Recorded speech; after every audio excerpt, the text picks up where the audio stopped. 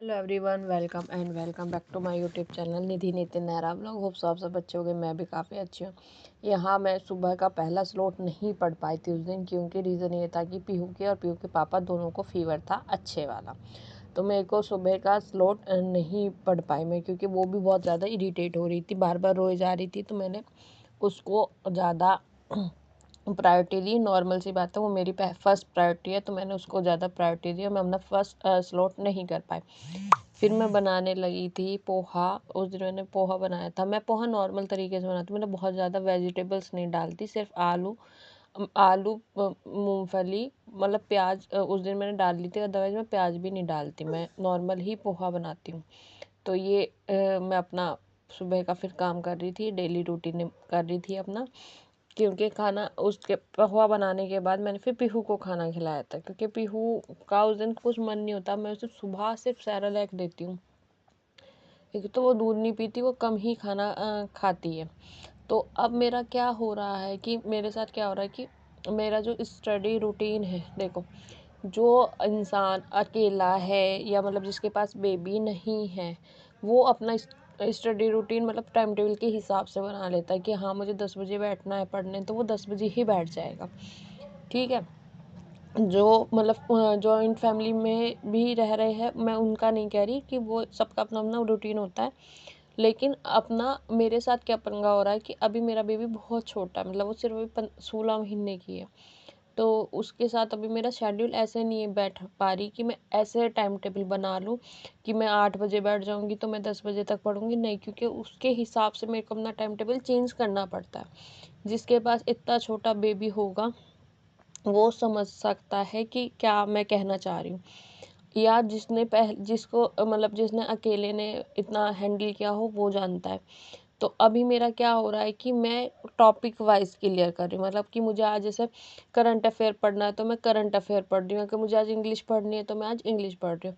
मैं प्रॉपर वो काम नहीं कर पा रही जैसे मैं पहले करती थी, या मैं फ्यूचर में करूँगी। ठीक है, क्योंकि अब वो ऐसा टाइम चल रहा है कि मेरे को मेरी प्रायोरिटी थोड़ी चेंज हो चुकी है।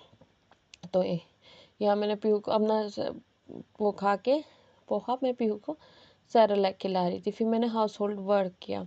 उसके बाद मैंने उस दिन पढ़ा था करंट अफेयर। करंट अफेयर मैं कहाँ से पढ़ रही हूँ आपको इसमें पता चल जाएगा। मैं एक यूट्यूब चैनल से करंट अफेयर पढ़ती हूँ, क्योंकि मुझे लगता है कि सबसे अच्छा करंट अफेयर उन्हीं का है। मैंने पहले भी उनसे पढ़ाई की है और डेली एक वीडियो मैं देख लेती हूँ। उनकी ज़्यादा लॉन्ग वीडियो भी नहीं होती, तो बहुत बार क्या होता है मैं काम वाम करते टाइम भी देख लेती हूँ, मतलब जैसे कुछ ऐसा नॉर्मल सा काम कर रही हूँ ना, तो ये वो चैनल है, तो मैं वैसे भी देख लेती हूँ। ये ज़रूरी नहीं होता कि जब ही देखूँ कि जब मैं फ्री बैठी हूँ, लेकिन मैं बहुत बार देख लेती हूँ आराम से। और मेरे हिसाब से ना सबको देखना चाहिए। इस चैनल में फ़ायदा ये है कि आप आराम से करंट अफेयर आपका यहीं से कंप्लीट हो जाएगा।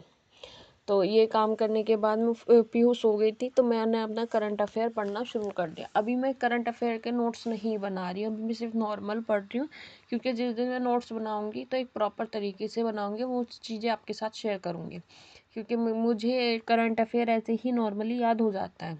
और जो बात मैं आपको कर रही थी वो ये था कि देखो, टाइम टेबल के हिसाब से नहीं, फ़िलहाल मैं टॉपिक के हिसाब से चेंज कर रही हूँ।